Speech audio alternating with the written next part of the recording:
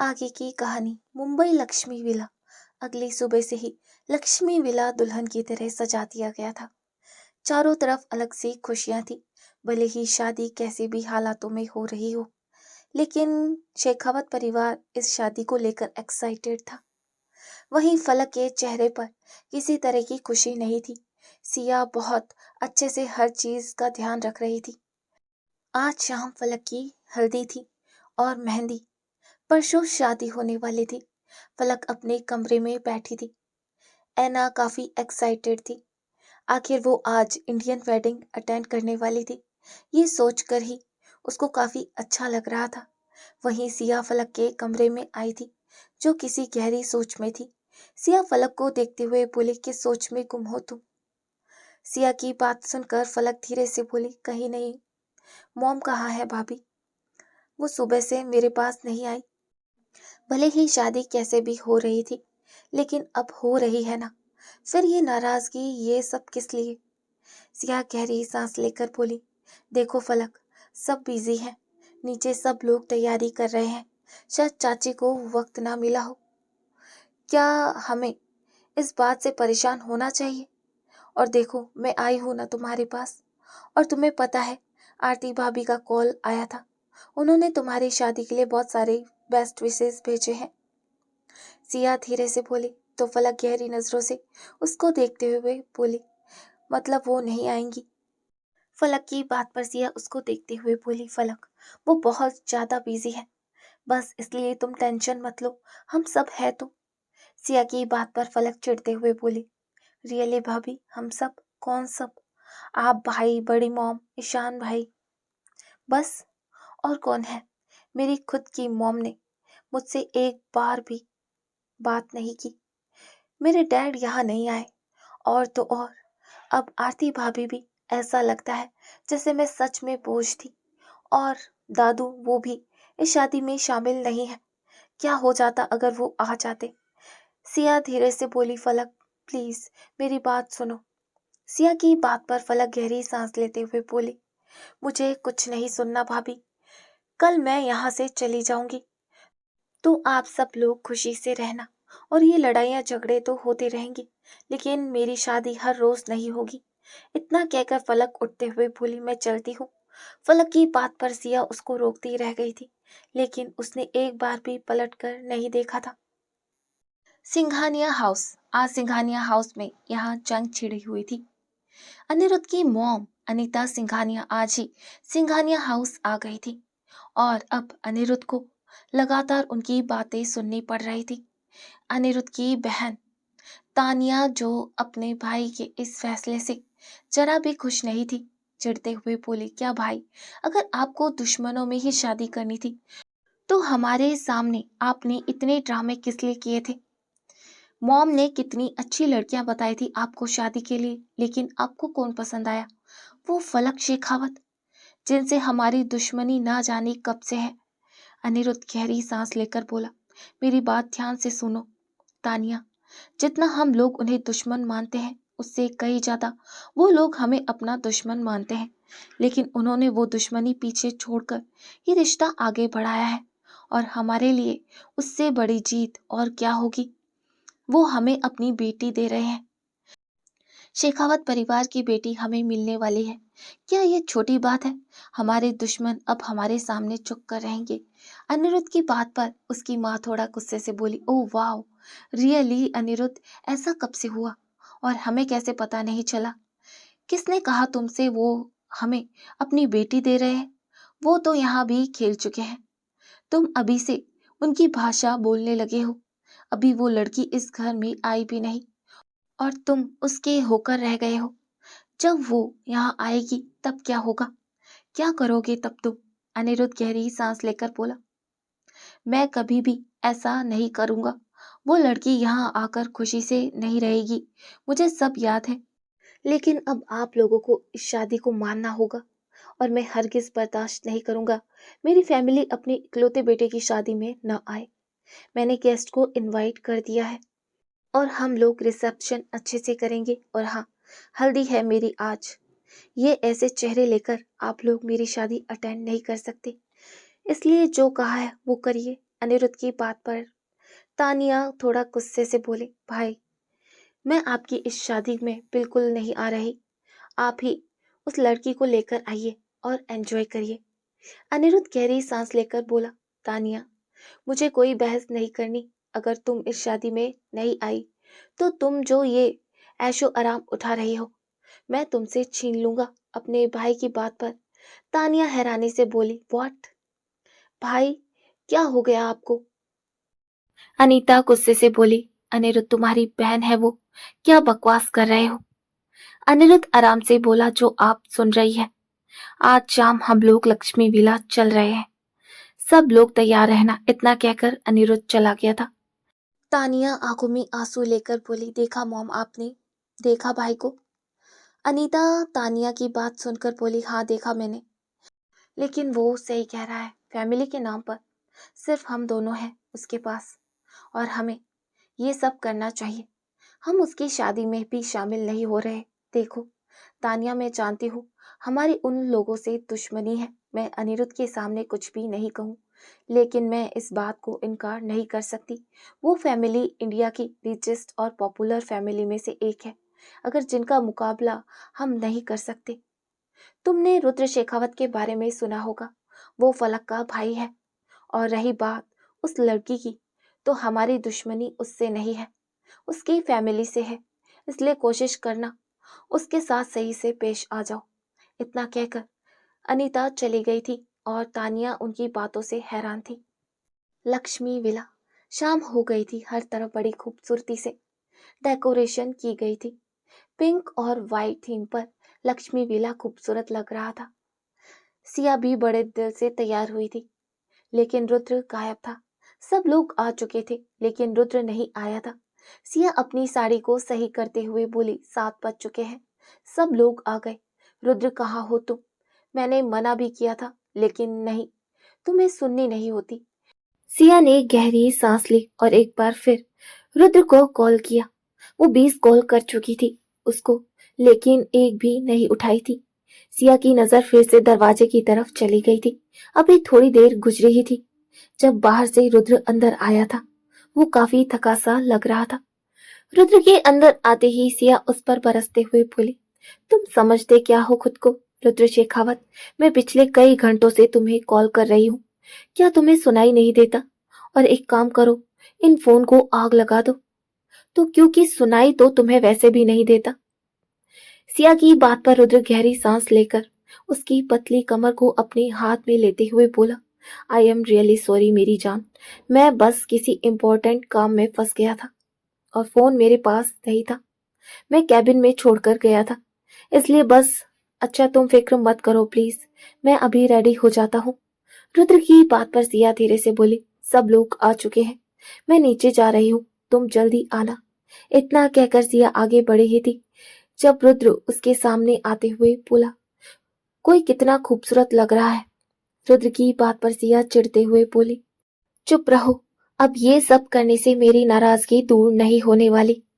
सिया की बात पर रुद्र धीरे से उसकी नाक पर किस करते हुए बोला, मैं जानता हूँ तुम मुझसे ज्यादा नाराज नहीं रह सकती, इसलिए ये नखरे मत दिखाओ। रुद्र की बात पर सिया उसके चेहरे को देखते हुए बोली, तुम अगले 2 मिनट में नीचे आ रहे हो या नहीं? सिया की बात पर रुद्र आराम से बोला, ठीक है आ रहा हूँ। रुद्र की बात पर सिया चली गई थी। Main hall. हल्दी का प्रोग्राम मेन हॉल में था।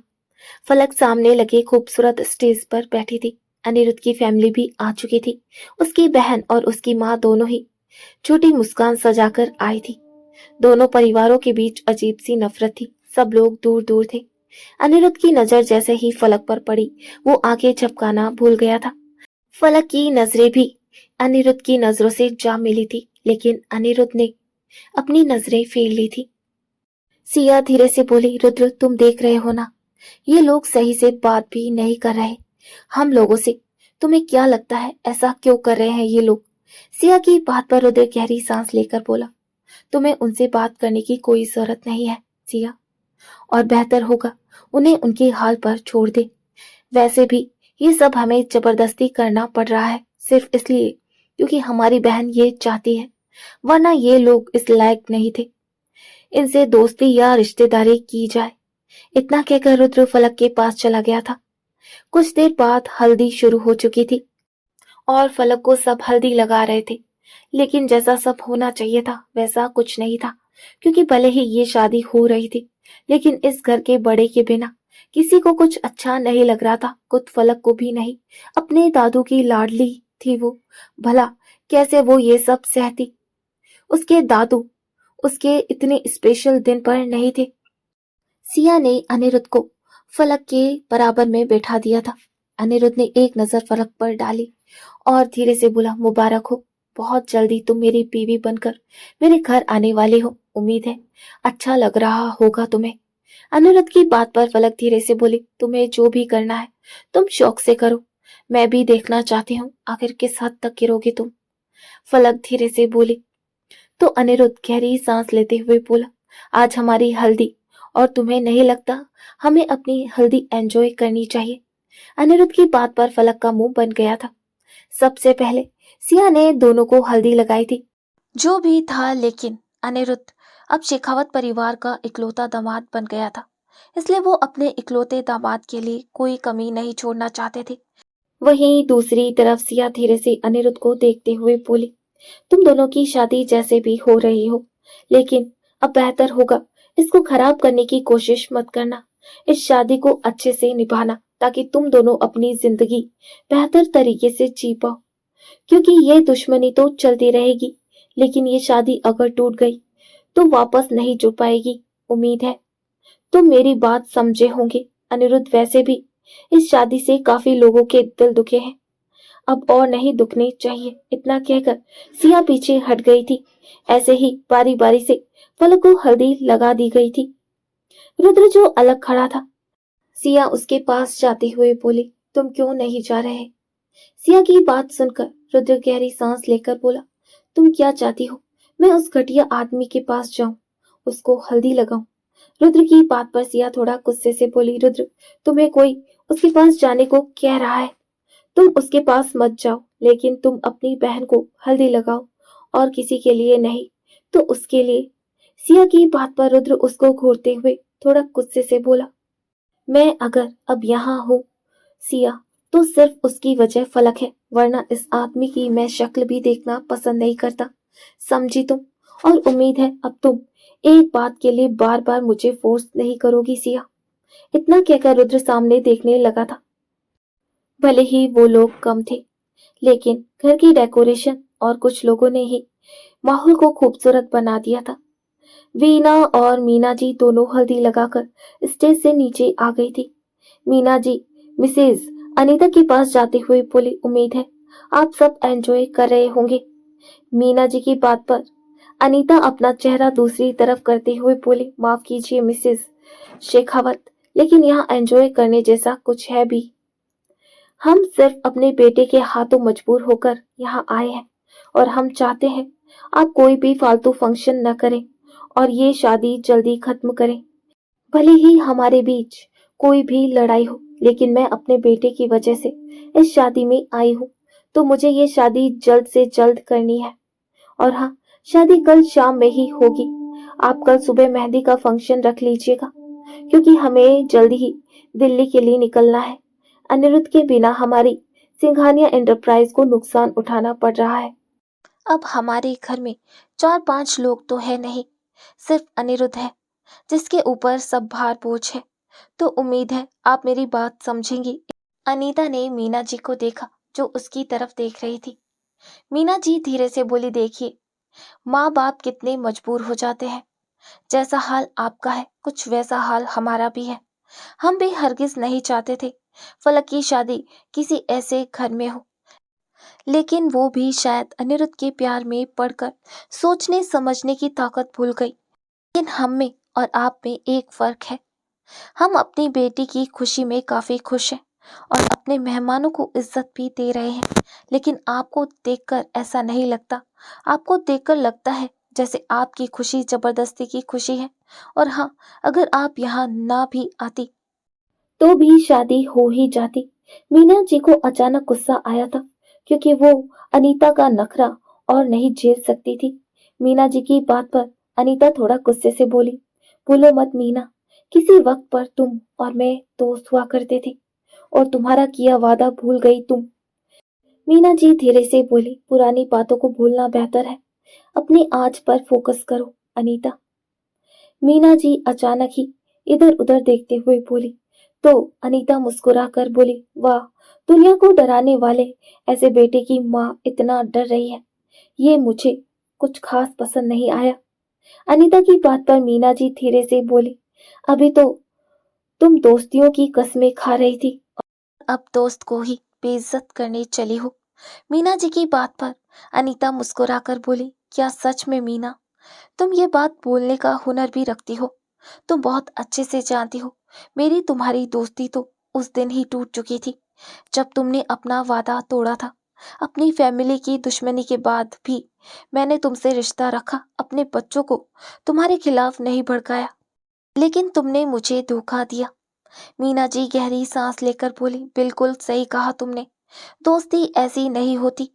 और हाँ, उस दिन के बाद से तुमने अपने बच्चों के अंदर हमारी फैमिली के खिलाफ कितना जहर भरा है, ये हम देख सकते हैं, बहुत अच्छे से देख सकते हैं। इसलिए मुझे शर्म आती है, मेरी तुम्हारी कभी भी दोस्ती रही थी।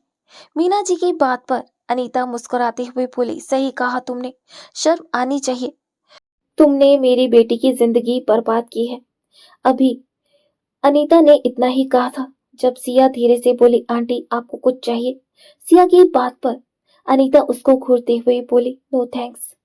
अनीता की बात पर सिया सर हिलाकर चली गई थी। सिया को देखकर अनीता धीरे से बोली, तो ये है तुम्हारी बहू? क्या ये तुम्हारे इस खानदान की असलियत जानती है? अनीता की बात पर मीना जी गुस्से से बोली, बकवास बंद करो अपनी। तभी अचानक अनीता अजीब तरह से बोली, मैं अगर उसको बता दूं तो? अनीता की बात पर मीना जी गुस्से से बोली, भूलो मत, इस ही खानदान में तुम अपनी इस बेटी का रिश्ता कराना चाहती थी। मेरे रुद्र से क्या हुआ? अब उसकी बीवी को देखकर तुम्हें अच्छा नहीं लग रहा? मीना जी की बात पर अनीता खामोश हो गई थी।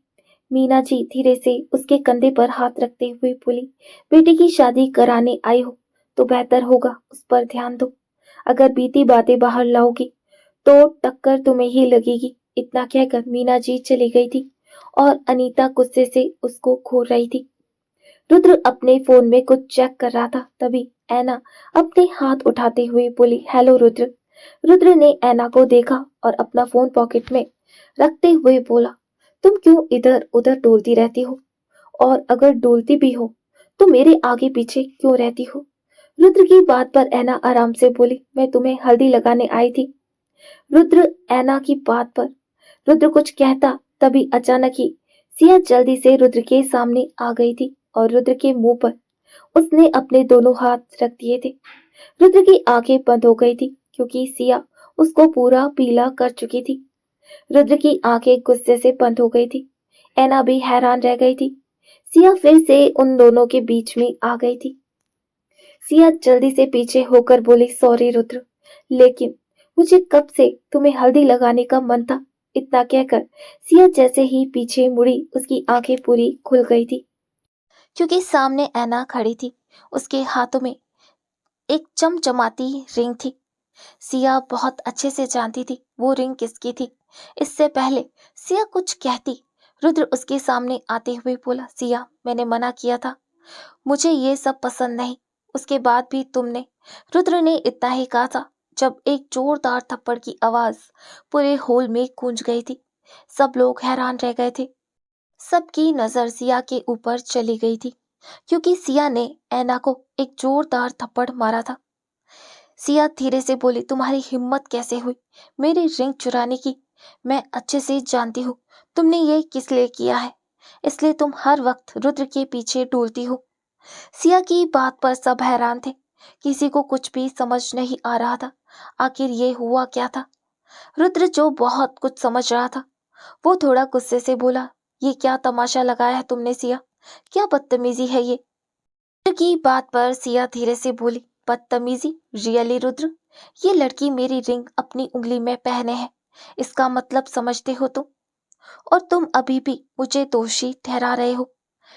रियली रुद्र, कैसे इंसान हो तुम? मुझे यही समझ नहीं आता सिया की बात पर रुद्र धीरे से बोला, बकवास बंद करो सिया। ऐना जो कब से उन दोनों को देख रही थी, खामोशी से अपने रूम में चली गई थी। सब मेहमानों को अपनी तरफ देखता पाकर सिया को एहसास हुआ था उसने जज्बात में आकर क्या कर दिया था, लेकिन वो बर्दाश्त नहीं कर पाई थी। कितना तड़प रही थी वो उस रिंग के लिए, लेकिन ऐना सब जानते हुए भी अनजान बनती रही।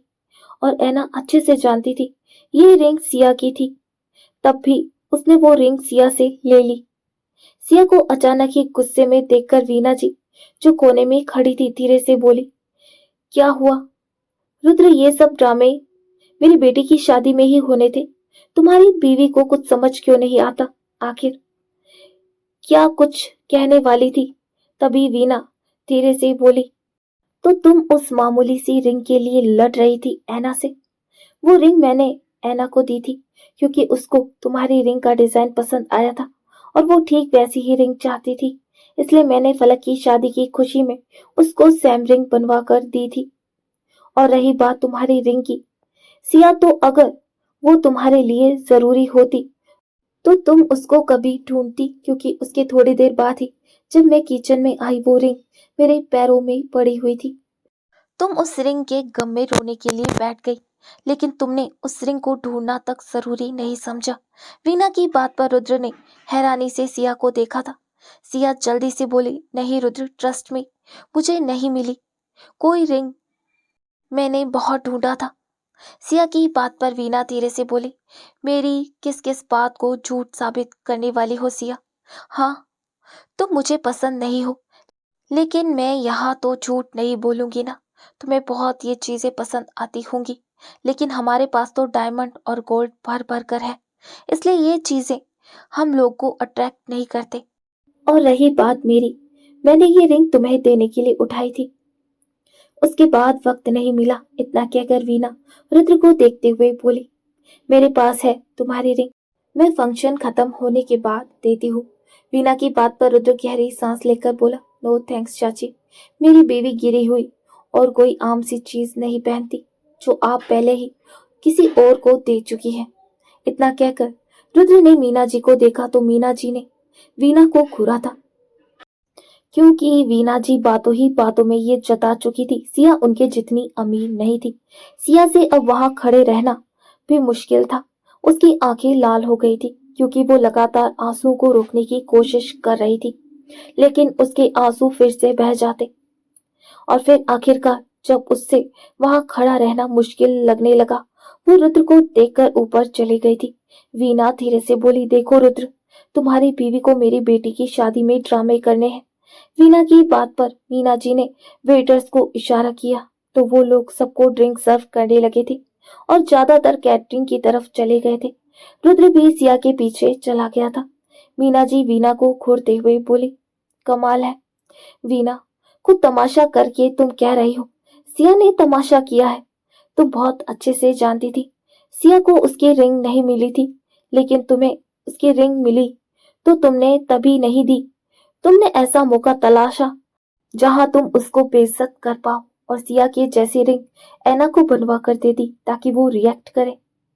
तुमसे इस हद तक गिरने की उम्मीद नहीं थी वीना। तुम सिर्फ सिया और रुद्र में गलतफहमियां पैदा कर रही हो और तुमने आज दो लड़कियों का दिल तोड़ा है। पहले तो ऐना, तुमने उसकी इंसल्ट करवाई सबके सामने। हाँ, मैं मानती हूँ सिया की गलती थी, उसको थप्पड़ नहीं मारना चाहिए था, लेकिन ये सब करने वाला कोई और नहीं, सिर्फ तुम हो, सिर्फ तुम। इतना कहकर मीना जी धीरे से बोली, फलक मेरी भी बच्ची है, इसलिए मैं खामोश हूँ, लेकिन शादी के बाद मुझे लगता है ये बात डैड के सामने होनी चाहिए। वो सही बताएंगे आखिर तुम्हारे दिमाग को क्या हो गया है। इस हद तक किसी के लिए नफरत बैठा चुकी हो तुम। इतना कहकर मीना जी मेहमानों को अटेंड करने लगी थी। वीना गुस्से से बोली, अभी तो शुरुआत है, मैं इनके बीच में इतनी गलतफहमियां भर दूंगी ये एक दूसरे से दूर हो जाएंगे। अगर मेरे ईशान की जिंदगी अच्छी नहीं तो रुद्र और सिया के बच्चे इस दुनिया में नहीं आएंगे। मैं ऐसा नहीं होने दूंगी। इतना कहकर वीना ने गहरी सांस ली थी। रुद्र का रूम, सिया बालकनी में बैठी थी, उसकी आंखों से आंसू सूख चुके थे। रुद्र जल्दी से उसके सामने आते हुए बोला, क्या बदतमीजी है ये सिया। रुद्र की बात पर सिया ने अपनी लाल आंखें ऊपर उठाई और धीरे से बोली, क्या हुआ रुद्र, यहाँ दर्द हुआ तुम्हें। सिया उसके दिल पर हाथ रखते हुए बोली, क्योंकि मैंने तुम्हारी ऐना को सबके सामने थप्पड़ मारा। सिया की बात पर रुद्र उसको उंगली दिखाते हुए बोला, सिया बात को गलत डायरेक्शन में मत लेकर जाओ, तुम ऑलरेडी तमाशा कर चुकी हो और कुछ बचा है अब। क्या सोचेंगे उसके नाना, क्या सोचेंगे अंकल, वो हमारी गेस्ट थी। मैंने कहा था सिया कुछ दिन बर्दाश्त कर लो उसको, कहा था ना तुमसे कुछ दिन में वो चली जाएगी, मैं उससे दूर ही रहूंगा, लेकिन तुमने मेरी नहीं सुनी। अभी रुद्र ने इतना ही कहा था जब अचानक सिया धीरे से बोली, ओ सबकी फिक्र है रुद्र शेखावत को, लेकिन मेरी नहीं।